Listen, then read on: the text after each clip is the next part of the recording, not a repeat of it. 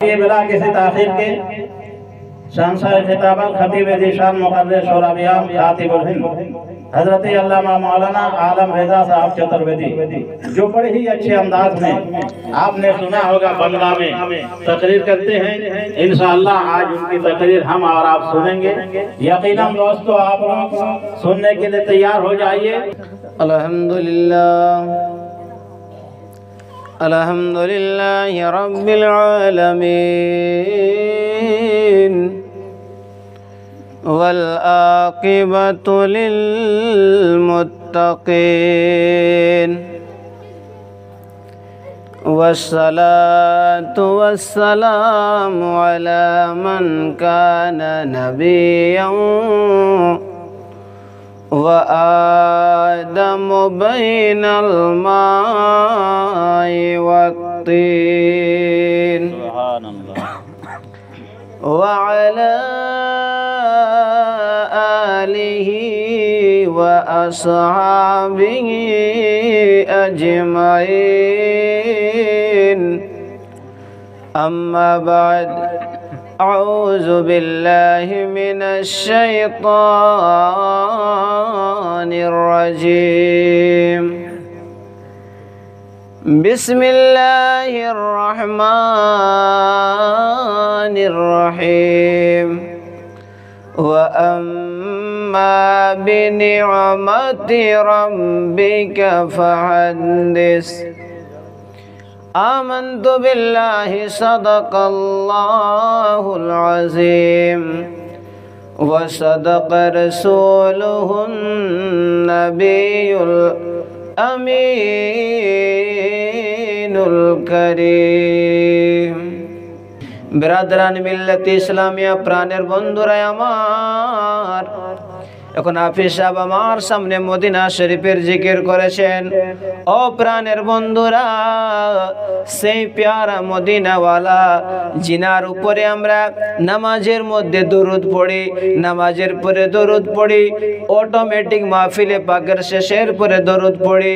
ভাইজানেরা আমার, সেই নবীজির উপরে বেশি বেশি করে দরুদ পড়বেন, কারণ যারা দরুদ বেশি বেশি পড়বে তাদের দুনিয়ায় দুনিয়ার সমস্ত পেরেশানি আমার আল্লাহ রাব্বুল আলামিন দূর করে আখিরাতের সমস্ত পেরেশানির থেকে বাঁচাইয়া দিবেন।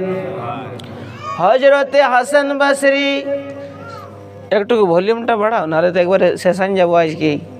কালকে আমার আগা ঝরে প্রোগ্রাম আছে, আগে তো মাইকটা ঠিকই পাইতেছিল, এখন তো একদম শটাই না বললে হয়েছে। একটু ভলিউমটা বাড়াও, শোনা পাবে, সবাই শোনা পাবে ইনশাআল্লাহ, ওটার জন্য কোনো টেনশন নেই।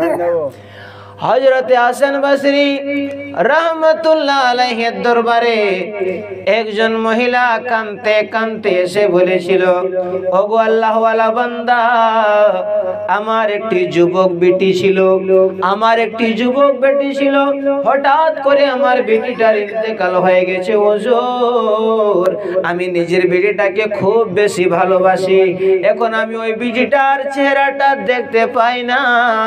হাসান বসরি রহমাতুল্লাহ আলাইহি ওই মহিলাটা ডাক দিয়ে বলেছিল, হুজুর আমি শুনেছি আপনার দোয়াকে আমার আল্লাহ রাব্বুল আলামিন কবুল করেন, আপনি আমার জন্য একটু দোয়া করে দেবেন যেন আল্লাহ রাব্বুল আলামিন স্বপ্নে হলো আমার ওই বিটিটার চেহারাটা একবার যেন দেখাইয়া দেয়। আল্লাহওয়ালা বান্দা দোয়া করে দিলেন।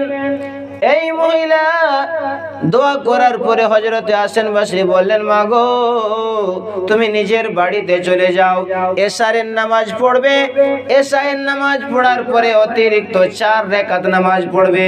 এই 4 রাকাত নামাজে আলহামদুর পরে সূরা তাকাসুর পড়বে। এখানে হাফিজ সাহেব বসে রয়েছেন, কোরআন শরীফের মধ্যে একটি সূরা রয়েছে, সূরাটির নাম সূরা তাকাসুর।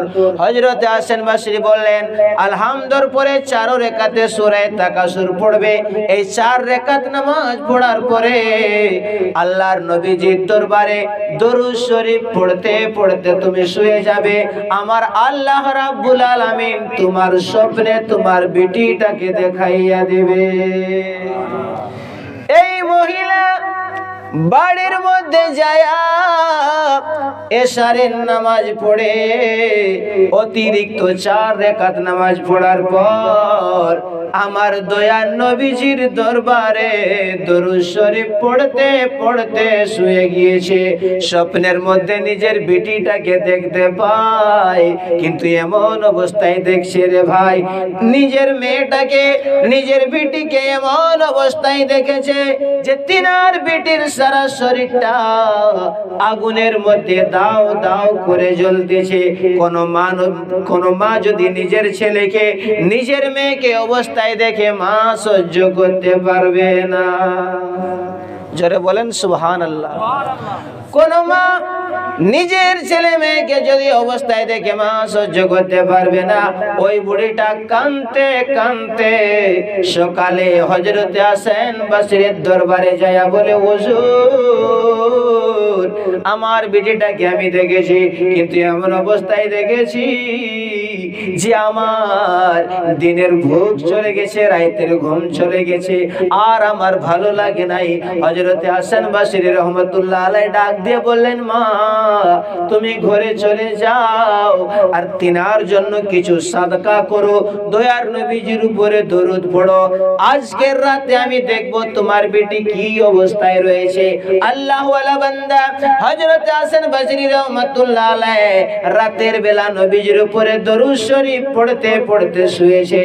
তিনি স্বপ্নের মাধ্যমে কি দেখতেছে যে আমি জান্নাতের মহলের মধ্যে দাখিল হয়ে গেছি।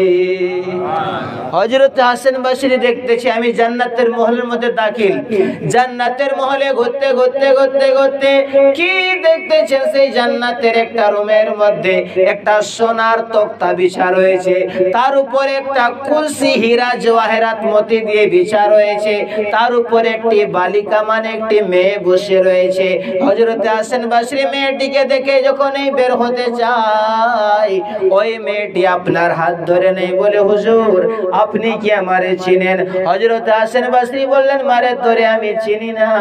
ওই মেয়েটি ডাক দিয়ে বলে, হুজুর আমি সেই মহিলা যার জন্য আমার মা কাঁদতে কাঁদতে আপনার দরবারে গিয়েছিল।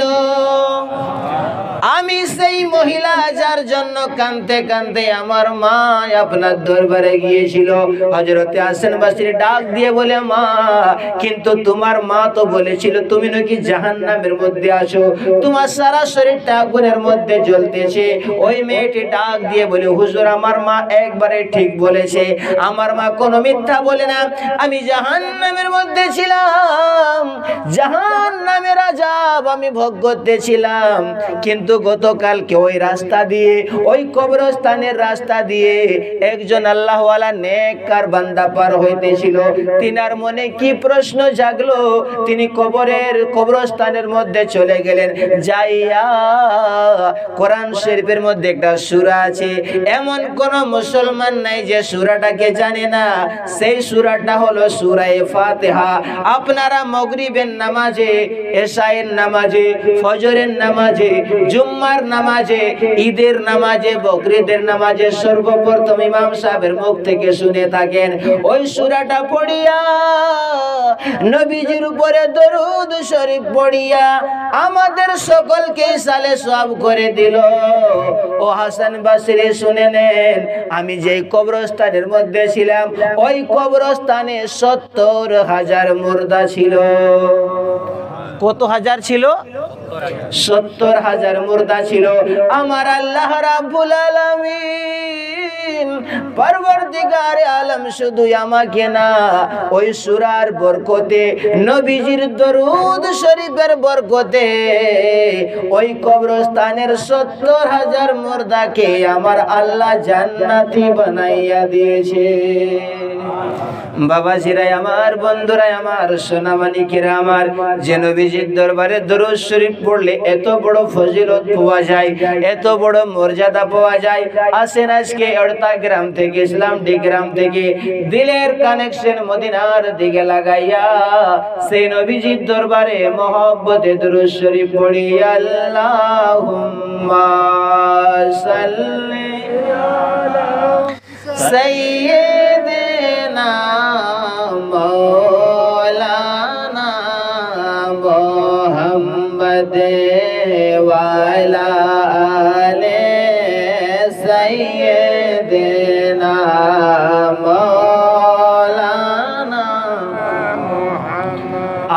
একটুকু মোহব্বত দিয়ে পড়েন আল্লাহুম্মা সাল্লি আলা সাইয়্যিদিনা মাওলানা মুহাম্মদ ওয়া আলা আলি সাইয়্যিদিনা মাওলানা আমাদের মনের বাসনা আমরা কি মদিনায় যাব না ডাক দিয়ে বলেন ইয়া রাসূলুল্লাহ আমাদের মনের বাসনা আমরা কি মদিনায় যাব না কোন পথে হব রওয়ানা বলে দাও শাহে মদিনা আল্লাহুম্মা সাল্লি আলা সাইয়্যিদিনা মাওলানা মুহাম্মদ ওয়া আলা আলি সাইয়্যিদিনা মাওলানা মুহাম্মদ উড়ে যা রে বাংলার হাওয়া উড়ে যা রে মদিনা উড়ে যা রে বাংলার হাওয়া উড়ে যা রে মদিনা এই গোলামদের সালাম দিও নবীজির পাকে রওজায় আল্লাহুম্মা সাল্লি আলা সাইয়্যিদিনা মাওলানা মুহাম্মদ ওয়া আলা আলি সাইয়্যিদিনা মাওলানা মুহাম্মদ সকলে পড়েন সাল্লাল্লাহু তাআলা আলাইহি ওয়াসাল্লাম আমার মনে প্রাণে নবী নবী আমার মনে প্রাণে নবী নবী আমার মনে প্রাণে নবী নবী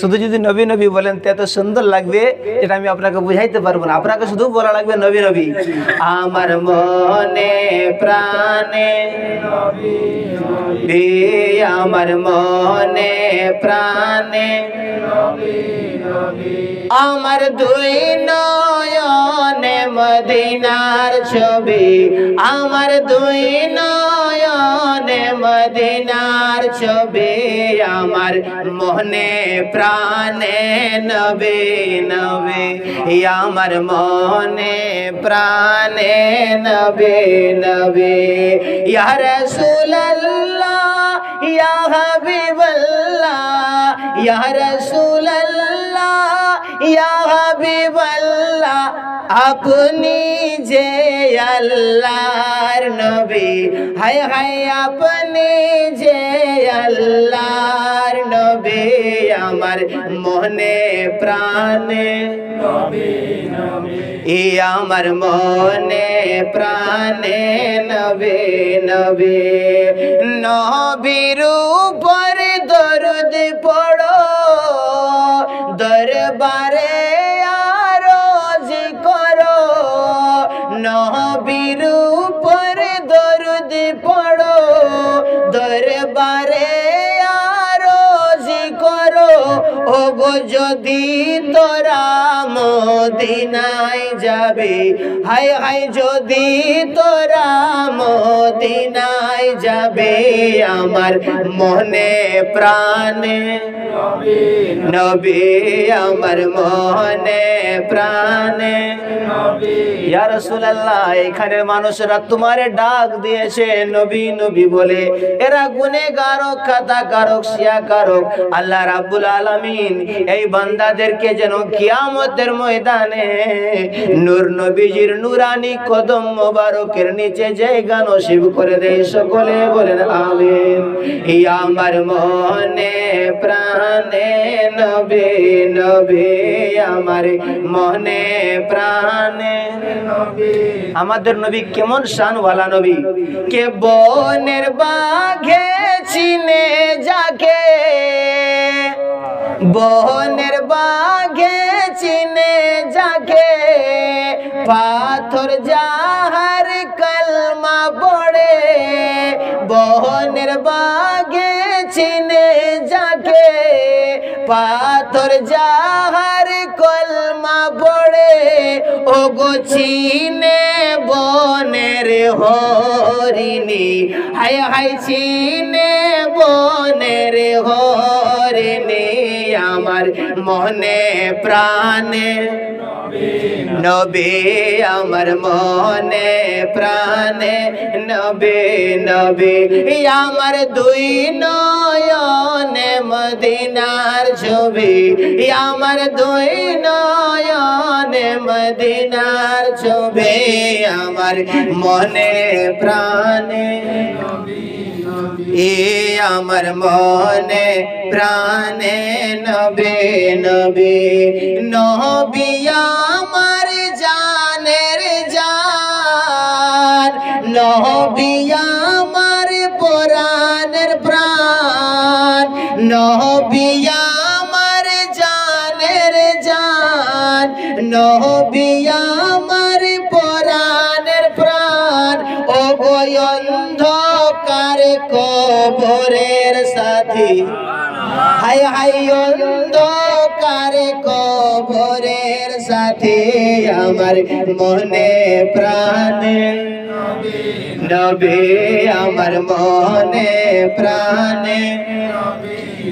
যাহারা নবীর আশিকি হবে, কৌশলের পিয়ালা পাবে, যাহারা নবীর আশিকি হবে, কৌশলের পিয়ালা পাবে।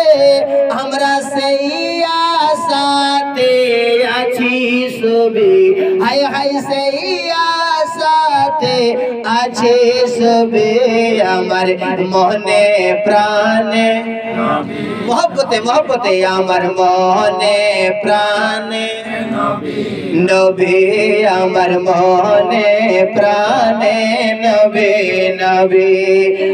আলম রাজা গুনেগার, তুমি বিনে কে করিবে পার, ইয়া রাসূলুল্লাহ ইয়া হাবিবাল্লাহ।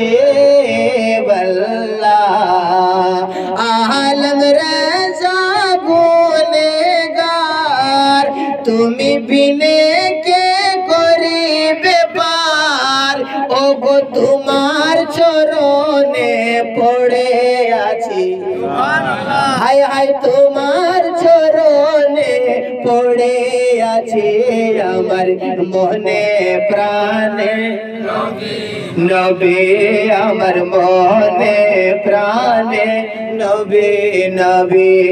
ইয়া রাসূলুল্লাহ ইয়া হাবিবাল্লাহ, ইয়া রাসূলুল্লাহ ইয়া হাবিবাল্লাহ, আপনি যে আল্লাহর নবী, হায় হায় আপনি যে আল্লাহর নবী, আমার মনে প্রাণে নবী আমার মনে প্রাণে, প্রাণের বন্ধুরা আমার সেই নবীজির মহব্বত অন্তরে রাখবেন। এখানে আপনারা অনেক টাকায় নাম দিয়েছেন। সুন্দর নাথ পড়লো সমীর বাবু, সুন্দর নাথ পড়লেন মাহবুব রাজা নুরি, আপনাদের খাতিব ইমাম সব সুন্দর সুন্দর আপনাকে কথা বলেছে। ভাই জানেরা আমার, যদি আজকে যেহেতু এই প্রোগ্রামটা হয়েছে, একটা ছেলের নতুন জন্ম হয়েছে, আল্লাহ রাব্বুল আলামিন ভাইজানকে একটা ছেলে দান করেছে। ভাইরা রে, ছেলে হোক মেয়ে হোক, যে কাজে করে সব জায়গাতে আমার নবীজির আদর্শ রয়েছে, আমার নবীজির ফরমান রয়েছে। আমরা যদি নবীজির ফরমান হিসাবে জিন্দেগি গুজার বসর করতে পারি, কোনোদিন পেরেশান হব না। আর যদি নবীর তরিকাকে ছেড়ে দিই, সব জায়গাতে আমরা পেরেশান হয়ে যাব। অপরাণের বন্ধুরা আমার, একজন আল্লাহ ওয়ালা বান্দা ছিলেন, যিনার নাম ছিল হযরতে হাবিব আজমি রহমাতুল্লাহ আলাইহি। তিনি তিনার দরবারে প্রতিদিন মানুষদেরকে কোরআন হাদিসের আলোচনা শোনাইতেন। মানুষেরা শুনে শুনে শুনে শুনে নিজের জীবনটাকে পরিবর্তন করত। এমন একদিন এসে গেল, তিনার দরবারে একটা লোক প্রতিদিন যাইতো ওয়াজ শোনার জন্য। কিন্তু ওয়াজ শুনলে কি হবে? ওয়াজ শোনার পরে সেই লোকটা কোনো আমল করে নাই। হঠাৎ করে একদিন যায়, দুই দিন যায়, অনেক দিন ওয়াজ শুনেছে তিনার, কিন্তু তিনার জীবনে কোনো পরিবর্তন নাই। ও আমার বাবাজিরা, ওই আমার সোনা মানিকেরা, আজকে বড় দুঃখ লাগে যখন আমরা শুনি ওই ছেলেটা নিজের মাকে ভালো করে না, নিজের বাবাকে ভালো করে না, মা বাবার সাথে তার ভালো আচরণ থাকে না। আমি তো এই জায়গার কথা জানি না। বোকারোতে যখন আমার বেটির বিয়ে হইতেছিল, যখন আমি আলমারিটা কিনতে গিয়েছি, সেই লোকটা কোটি কোটি টাকার মালিক, তিনার বাড়িতে আমরা বসেছি, তিনি চা দিলেন খাওয়ার জন্য। বলতেছে আমি 60,000 টাকা প্রতি মাস সরকারকে ট্যাক্স দিই। আমি বললাম ভাই, আল্লাহ রাব্বুল আলামিন আপনাকে অনেক ধন দিয়েছে, অনেক দৌলত দিয়েছে, আপনার কাছে টাকার অভাব নাই। আমি জানতে চাই আপনার কি মা ইন্তেকাল হয়ে গেছে, আপনার কি বাবা ইন্তেকাল হয়ে গেছে? তিনার বগলে যিনি আমার সাথে ছিলেন, তিনি বলতেছেন মায়ের সাথে কথাবার্তা হয় নাই, মায়ের সাথে বাতচিত হয় নাই। বন্ধুরা আমার, আমি সেই দিন সেই বান্দাটাকে বললাম ভাই রে, এই টাকা পয়সা ধন দৌলত যতই বড় আপনি হন, এইটাই আমার কথা নয়। কাল কিয়ামতের ময়দানে সেই বান্দাকে আমার নবী আপন করবেন, যেই বান্দার প্রতি তার মা বাবা রাজি থাকবে। আর একটুকু জোরে বলেন সুবহানাল্লাহ, আর একটুকু মহব্বত দিয়ে বলেন সুবহানাল্লাহ। এইটাই আমার কথা নয়, আমার দয়ার নবীজি ইরশাদ করেছে, যে বান্দার প্রতি তার মা বাবা রাজি, তার প্রতি আমি নবী রাজি। আর যার প্রতি আমি নবী রাজি, তার প্রতি আমার আল্লাহ রাজি। আর যার প্রতি আল্লাহ রাজি, তার প্রতি সেই বান্দাটাই হবে জান্নাতি। হযরতে হাবিব আজমির দরবারে ওই লোকটা প্রতিদিন যায়, কিন্তু কোনো আমল করে নাই। একদিন ওই লোকটা হঠাৎ করে গিয়ে কাঁদতেছে। লোকেরা বলল ভাই কেন কাঁদতেছেন? ওই লোকটা বলে আপনার এই যে হযরত হাবিব আজমির অনেক আলোচনা শুনেছি, কিন্তু আমার জীবনে পরিবর্তন না হয়। কিন্তু 10-12 বছরের ছোট্ট ছেলে একটা গতকালকে আমারে তওবা করাইয়া দিয়েছে। হযরতে হাবিব আজমি রহমাতুল্লাহ আলাইহি ডাক দিয়ে বলে বাবা তুমি বলো বলো, সেই 10-12 বছরের ছেলেটা কি এমন কাজ করেছে যে তোমার জীবনটা পরিবর্তন হয়ে গেছে? ভাইরা রে আমার, আমি আপনাদের সামনে বলবো, বলে আমরাও নিজের জীবনটাকে শুধরাইয়া নেব। ওই লোকটা বলে হুজুর, কালকে আমার বিবি আমারে বলল স্বামী গো, আমাদের বাড়িতে মেহমান আসবে, আপনি খাবার দাবারের ব্যবস্থা করেন। এখন যদি আমাদের ঘরে মেহমান আসে, তাইলে আমরা যাব মার্কেটে কেনার জন্য। ওই লোকটা বলে আমি মার্কেটে গিয়েছি, সামান কিনে নিলাম, অনেক সামান হয়ে গেছে। সেই যুগে টোটো ছিল না, সেই যুগে টেম্পু ছিল না, সেই যুগে রিকশা ছিল না, মানুষেরা ওই লেবারকে দিয়ে কাজ করাইতো, কুলিকে দিয়ে কাজ করাইতো। ওই লোকটা বলে আমার সামান বেশি হয়ে গেছে, আমি একটা লেবার খুঁজতে চাই। এমন সময় যায়া দেখি একটা 10-12 বছরের ছেলে বসা আছে। তিনার চেহারাটা দেখেই বোঝা যায় যে এই ছেলেটা কোনো ভালো মা বাবার ছেলে হবে। এত সুন্দর চেহারা ছেলেটার। এই লোকটা গিয়ে বলে বাবা তুমি কি লেবার, তুমি কি কুলি? ছেলেটা বলে হ্যাঁ আমি লেবার। কই আমার সামানগুলো তাইলে নিয়ে চলো, কই টাকা নিবে? ছেলেটা বলে আমি 3 দিরহাম নেব। এই লোকটা বলে আমি বললাম বাবা এইখানে তো লেবারদের বেতন আছে 4 দিরহাম, তুমি 3 দিরহাম কেন বলতেছো? ওই ছোট্ট ছেলেটা ডাক দিয়ে বলে চাচা আমার মা আমারে শিখাইছে যে আমাদের একদিনের খরচা হলো 3 দিরহাম। এই 3 দিরহাম কামাই করবি, তারপরে আর কামাই করিস না।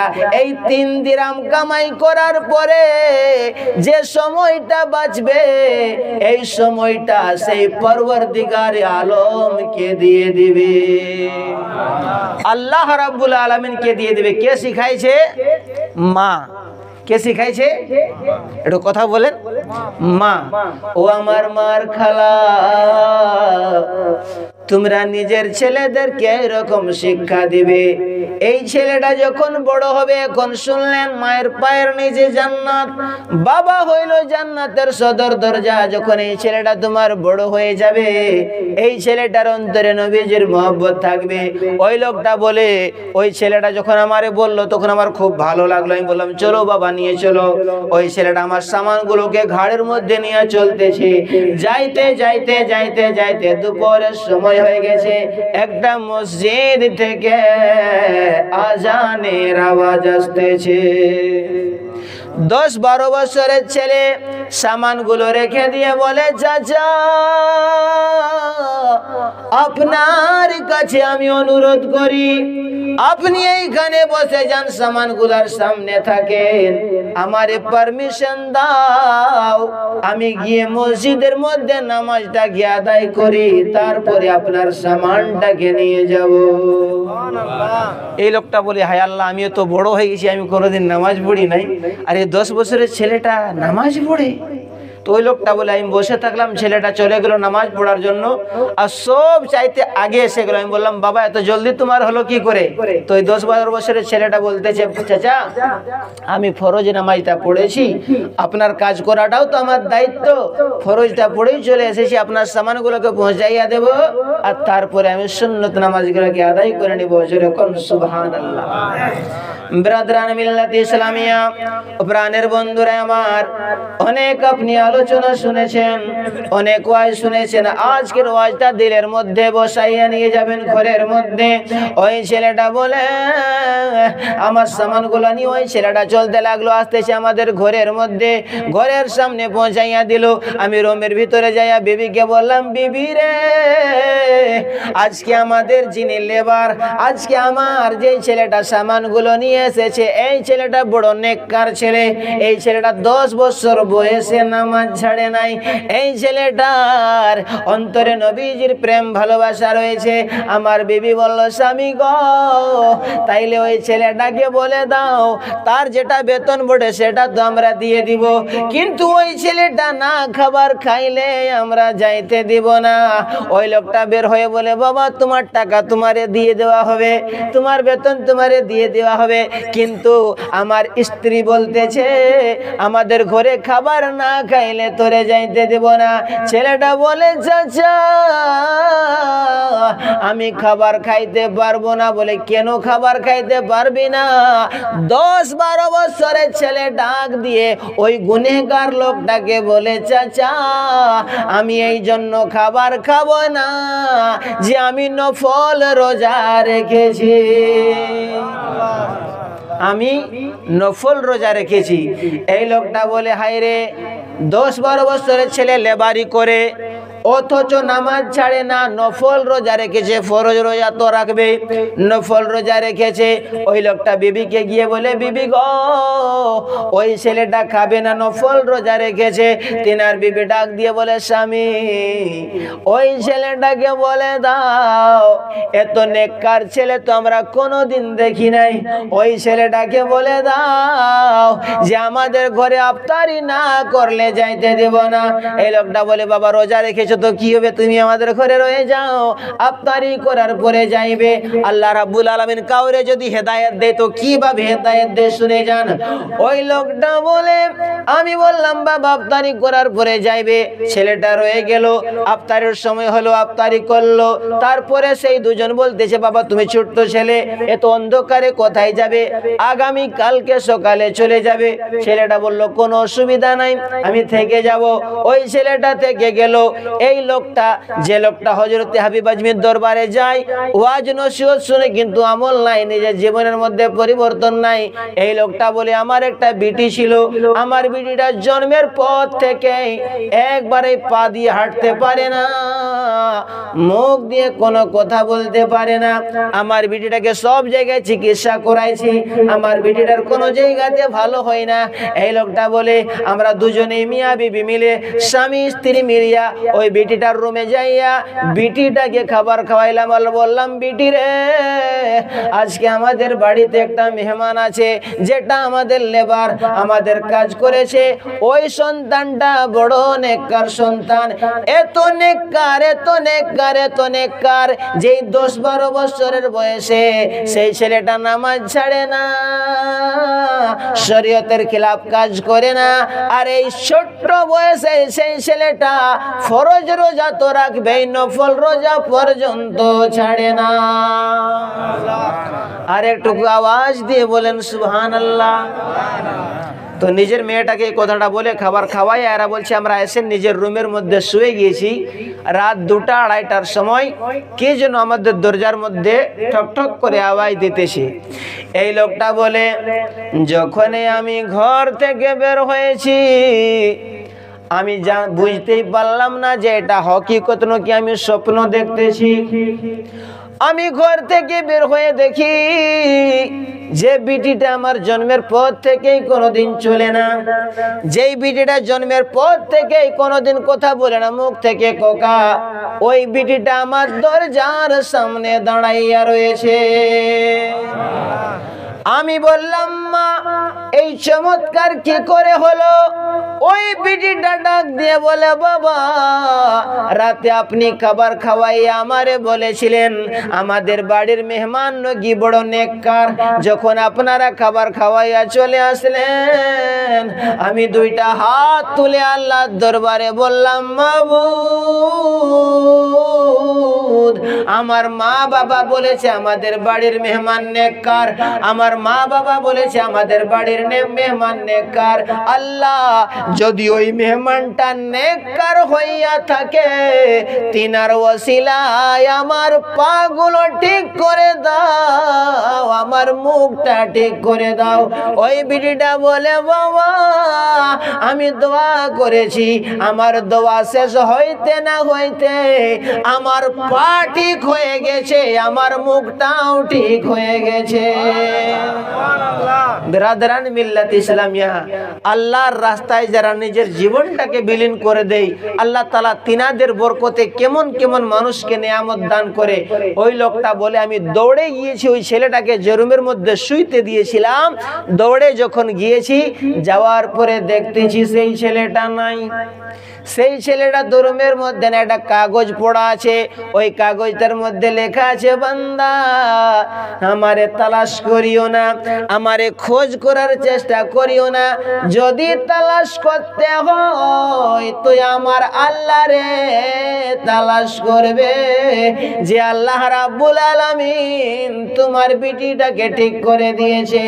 ওই লোকটা বলে, রাতের বেলায় আমি সত্য দিলে আল্লাহ রাব্বুল আলামিনের দরবারে তওবা করেছি আর বলেছি, মাবুদ মাবুদ তুমি এত বড় দয়ালু, আমি গুনেহগারের বাড়িতে একজন নেককার মেহমান আসার বরকতে, নবীজির আশিক আসার বরকতে, নবীজির দিওয়ানা আসার বরকতে আমার মেয়েটাকে ঠিক করে দিয়েছো। আমি যদি সত্য দিলে তওবা করে নি, না জানি তুমি আরো কত নিয়ামত দান করবে।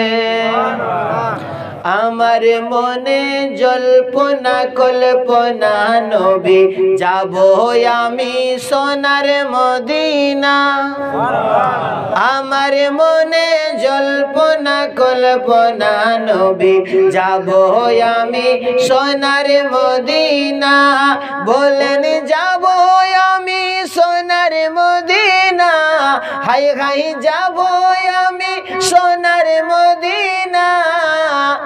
না না না গো যাব আমি সোনার মদিনায়। আমার মনে জল্পনা কল্পনা নবী যাব আমি সোনার মদিনা।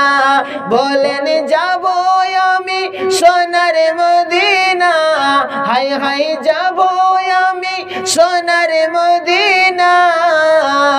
না না না গো যাব আমি। আর একটু মোহব্বত দিয়ে বললে আরো কত সুন্দর লাগবে। যাব আমি, আর একটু আওয়াজ দিয়ে বলেন যাব আমি সোনার মদিনা। নবীর নামে এত ভালো, নাম নিলে অন্তর হয়ে আলো। নবীর নামে এত ভালো, নাম নিলে অন্তর হয়ে আলো। এই নামেরই নাই তুলনা, হাই হাই এই নামেরই নাই তুলনা। না না না গো যাব আমি মাশাআল্লাহ। আমার মনে জল্পনা কল্পনা নবী যাব আমি সোনার মদিনা। তোমায় ভালোবাসে যারা আল্লাহর ওলি হই গো তারা। তোমায় ভালোবাসে যারা আল্লাহর ওলি হই গো তারা। থাকে না তার চিন্তা ভাবনা, হাই হাই থাকে না তার চিন্তা ভাবনা। না না না গো যাব আমি না। আমার মনে জল্পনা কল্পনা নবী যাব আমি। আল্লাহুম্মা সাল্লি আলা সাইয়্যিদিনা মাওলানা মুহাম্মদ ওয়া আলা আলি সাইয়্যিদিনা মাওলানা মুহাম্মদ। আর একটু মোহাম্মদ দিয়ে বলেন আল্লাহুম্মা সাল্লি আলা সাইয়্যিদিনা মাওলানা মুহাম্মদ ওয়া আলা আলি সাইয়্যিদিনা মাওলানা। বাসুল আলামিন কোরআন শরীফের মধ্যে ইরশাদ করেছে যে ইন্নাশ শাইতানা লিল ইনসানি আদুউম মুবিন। শয়তান হলো তোমাদের দুশমন। শয়তান কখনো চায় না যে আমরা ভালো কাজ করি, নেক কাজ করি। এই জন্য শয়তান সব সময় লাগা থাকে আমাদের পেছনে। আমরা তো মানে একবারে নগণ্য জঘন্য মানুষ। বড় বড় যারা যিনারা নিজের জীবনটাকে দিনের রাস্তায় বিলীন করে দিয়েছিলেন তাদেরকেও ছাড়েন না। এখানে হাফিজ সাহেব বসা আছেন, হযরত ইমাম মোহাম্মদ গেজালি রহমতুল্লাহ আলাইহি। তো তিনি তো বড় মাপের আল্লাহর ওলি ছিলেন, নেককার ছিলেন, বড় আলিম ছিলেন বড় মাপের। তো হযরত ইমাম গেজালি তাহাজ্জুদের নামাজ পড়তেন। তাহাজ্জুদের নামাজ কোন সময় পড়া হয় জানেন? যে সময় সকলে ঘুমে পড়ে রাত 2টা-3টার সময়। তো হযরত ইমাম গেজালি রহমতুল্লাহ আলাইহি তাহাজ্জুদের নামাজ পড়ার জন্য উঠেছেন। তো শয়তান তিনারে বহকাইতে গেছে। কিরকম গিয়ে বলতেছে কি, হ্যাঁ ইমাম গেজালি তুমি বাড়িতে আছো? তো হযরত ইমাম গেজালি বলতেছে কে, কই আমি তোমার আল্লাহ, তোমার নামাজ রোজা সব কবুল হয়ে গেছে, এই জন্য তোমাকে আরশে আজমে নিয়ে যাওয়ার জন্য এসেছি। তো হযরত ইমাম গেজালি তো বড় মাপের আলিম ছিলেন, তিনি মনে মনে চিন্তা করতে লাগলেন যে আমার দয়ার নবীজি, তিনার চাইতে আর কেউ বড় নয় আল্লাহর পরে, তিনারেও তো আল্লাহ নিতে আসে নাই, জিবরিলকে পাঠাইয়াছিলেন নেওয়ার জন্য। এই কি আল্লাহ হইতে পারে? এটা শয়তান। বলে হ্যাঁ দাঁড়াও দাঁড়াও আমি আসছি। একটা লাঠি নিয়ে বের হয়েছে, আর লাঠি দে লাঠি দে লাঠি দে লাঠি দে লাঠি। শয়তান এত মার খাইছে, মার খায়া পালাইতে তোর পাই নাই, কিন্তু শয়তানের লাই শরম নাই। তো শয়তান সেখান থেকে তো পারলো না ইমাম গেজালিকে। তো সেই গ্রামে একজন মুরব্বী বাবা ছিলেন, খুব ভালো মানুষ ছিলেন, তিনি কিন্তু পড়ালেখা নাই, বেচারা নামাজ পড়তেন। তো তাহাজ্জুদের নামাজ পড়ার জন্য উঠেছিলেন। তিনার সামনে গিয়ে বলছে, হ্যাঁ জুম্মন মিয়া বাড়িতে আছো? বলছে কে? কই আমি তোমার আল্লাহ, তোমার নামাজ রোজা সব কবুল হয়ে গেছে, এই জন্য আরশে আজমে যাওয়ার জন্য নিয়ে যাওয়ার জন্য এসেছি। তো ওই বুড়াটা দৌড়ে বের হয়েছে, বাপরে আমার নামাজ রোজা কবুল? কই হ্যাঁ, কিসে নিয়ে যাবে? ওই যে বুরাক নিয়ে এসেছি। শয়তান একটা গাধাকে সাজাইয়া গুজাইয়া নিয়ে গিয়েছিল, আর ওই গাধাটাকে বলতেছে কি বুরাক নিয়ে এসেছি। তো বুড়াটা বলছে কি এটার মধ্যে যাবো? হ্যাঁ, ওটার মধ্যে চড়াইয়া শয়তান কি ভালো রাস্তায় যাবে? কাঁটা ঝাঁটা পুটুস জুড় মাত দৌড়াইছে গাধাকে। দৌড়াইতে দৌড়াইতে কখনো বুড়া লোকটা টপি খুলে যায়, পাঞ্জাবি খুলে যায়, লুঙ্গি খুলে যায়, মাত দৌড়াইতে সারা রাত ওই বুড়াটাকে দৌড়াইছে। যে লোকটা তাহাজ্জুদের নামাজ পড়তো সে লোকটাকে সারা রাত দৌড়াইছে। আর যখন ফজরের সময় হবে তখন তিনাদের ঘরের বগলে একটা গোবরের গাদা ছিল, ওই গোবরের গাদার মধ্যে এত দূর পর্যন্ত গেড়ে দিয়ে একটা মাটির কারাইকে তার মাথার মধ্যে দিয়ে শয়তান পালাচ্ছে। তো বুড়া লোকটা বলছে কি আল্লাহ তুমি কোথায় যাচ্ছ? বলছে আমি আসছি। বলছে আমরা কত দূর এসেছি? বলছে আরে সিদরাতুল মুনতাহা তো এসে গেছি। বলছে সিদরাতুল মুনতাহা, গোবর গাদায় আসে আর বলছে কি সিদরাতুল মুনতাহা। তো ভাইরা আমার, শয়তান তো পালাই গেল। শয়তান জানে যে এরপরে ফজরের আজান হবে। তো ওই বুড়াটার বুড়িটা মনে মনে চিন্তা করছে, হায় রে আমাদের বুড়া তো ঘরে নাই, কোথায় গেল? তো লোটার মধ্যে পানি নিয়ে বের হয়েছে, বদনার মধ্যে পানি নিয়ে বের হয়ে খুঁজতেছে বুড়াকে। খুঁজতে খুঁজতে দেখে তিনাদের ঘরের বগলে একটা গোবর গাদার মধ্যে বুড়া গাদা আছে। বলছে তুমি কোথায় আছো গো? বলছে দূত আমি এখন সিদরাতুল মুনতাহায় আছি। বুড়া বলছে যে আমি এখন সিদরাতুল মুনতাহায় আছি। তো বুড়ি বলছে তুমি এখন সিদরাতুল মুনতাহায় নাই গো, তুমি এখন গোবরাতুল মুনতাহায় আছো। তো বিরাদরানি মিল্লাতে ইসলামিয়া, আমার বলার উদ্দেশ্য শয়তান আমাদের দুশমন। শয়তান কোনোদিন চাই না যে আমরা যেন নেক কাজ করি। এই জন্য শয়তান যেটা চেষ্টা করবে, শয়তান যেটা আমাদেরকে বাধা দেবে, ওইটাকে কাট করে আর আমাদেরকে নেক আমল করতে হবে। যারা এই পৃথিবীতে নেক আমল করবে, যেদিন কবরে যাবে সেদিন তার কবরটা আর অন্ধকার কবর থাকবে না, নূর নবীজির কদম মোবারকের বরকতে তিনার কবরটা উজালা হয়ে যাবে। জোরে বলেন সুবহানাল্লাহ। বিরাদরানি মিল্লাতে ইসলামিয়া, তো শেষ কথা যেটা আমি বলতেছি, এক এলাকায় একজন খুব ভালো পরিবার ছিল। ওই পরিবারে একটি মেয়ে তারা বিয়ে দিয়েছে। তো যে ঘরের মধ্যে বিয়ে দিয়েছে মহিলাটির আর শান্তি নেই, বিয়ের পর থেকে কোনোদিন শান্তি নেই। তো ওই মেয়েটি বারবার এসে নিজের বাবাকে বলে, ভাইকে বলে, মাকে বলে যেন ওই ঘরে আমার শান্তি নাই। তো এরা বলে কি হয়েছে? কই আমার শাশ আম্মা আমারে খুব ঝগড়া লাগে, সব সময় ঝগড়া করে আমার সাতাই, ভালো সে খাতে দেয় না, ভালোভাবে আমার থাকতে দেয় না, খুব সাতাই। তো এরা তো ভালো লোক ছিল, ভালো লোক কি কোনোদিন ঝগড়া লাগতে চায়? হ্যাঁ, ভালো লোক কোনোদিন ঝগড়া করতে চাই না। এর মা বাবা বলে মা সবর করো, সবর করো। আমার আল্লাহ রাব্বুল আলামিন কোরআন পাকের মধ্যে ইরশাদ করেছেন, ইন্নাল্লাহা মা'আস সাবিরিন, যারা সবর করে তাদের সাথে আমার আল্লাহ থাকে। এই জন্য মা সবর করবি, সবরের ফল বড় মিঠা হয়। একবার জোরে বলেন সুবহানাল্লাহ। সবরের ফল বড় মিঠা হয়, সবর করবি। এই মেয়েটি দেখলো বাবাও তিনার কথা শুনে না, মাও তার কথা শুনে না, তার ভাইরাও তার কথা শুনে না। ওর বাবার একজন বন্ধু ছিল, সেই লোকটা ছিল কবিরাজ।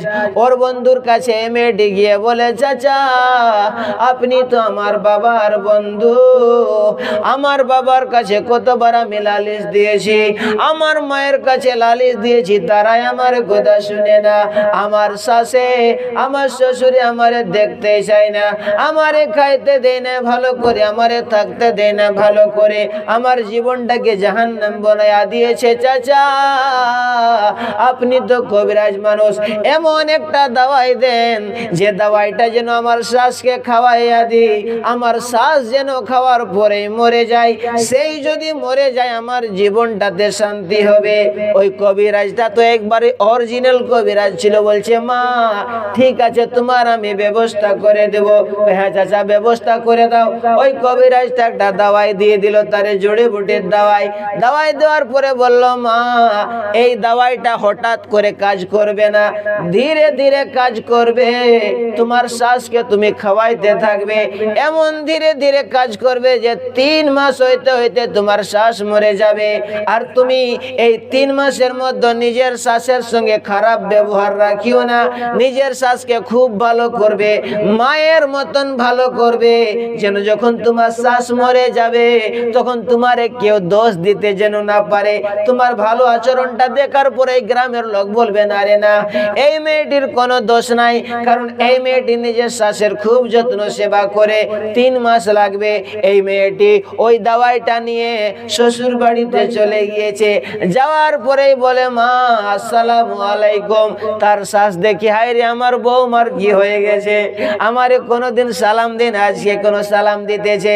যখন এই মেয়েটি সালাম করেছে তখন তার শ্বাস বলছে মা আসো আসো আমার পাশে বসো।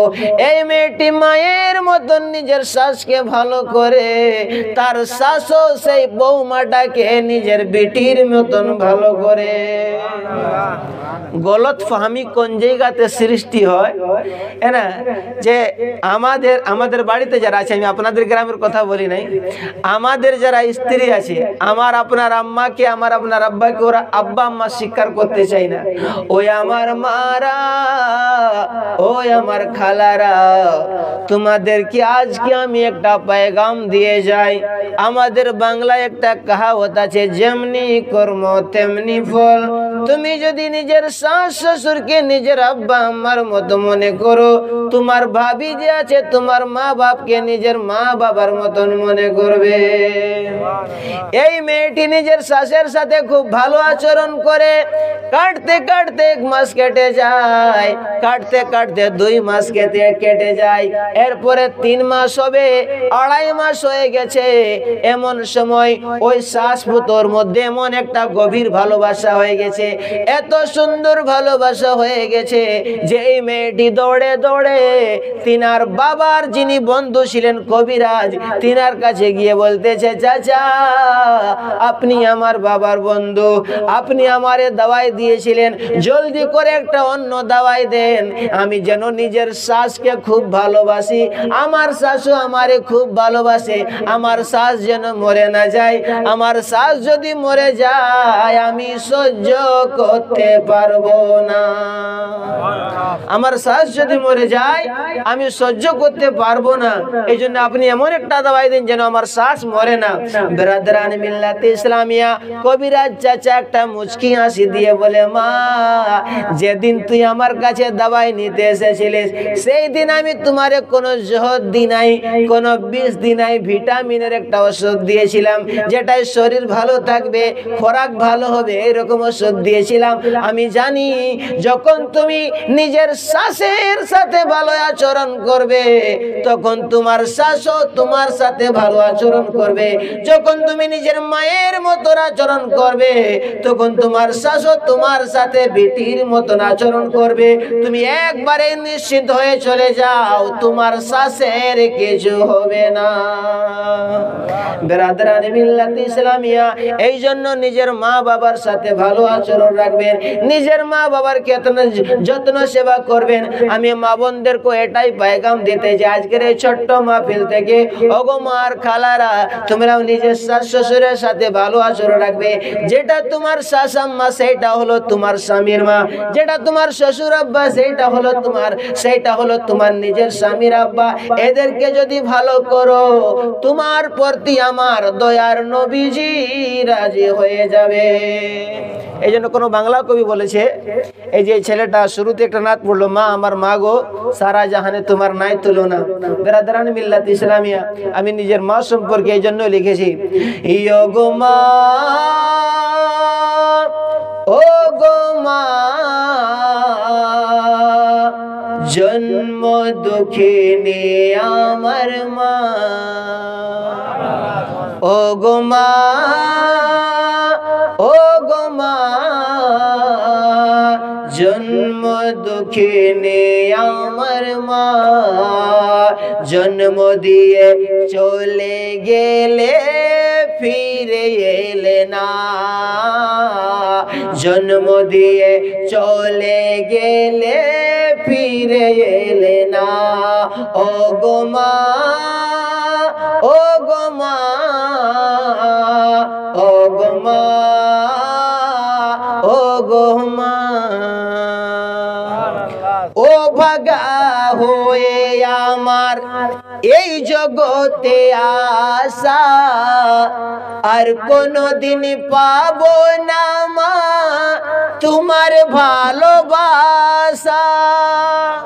যুবকেরা, যেদিন মা চলে যাবে, যেদিন বাবা চলে যাবে, সেদিন আপনি এই ছন্দটা বুঝতে পারবেন। ও ভাগা হয়ে আমার এই জগতে আসা, আর কোনদিন পাবো না মা তোমার ভালোবাসা।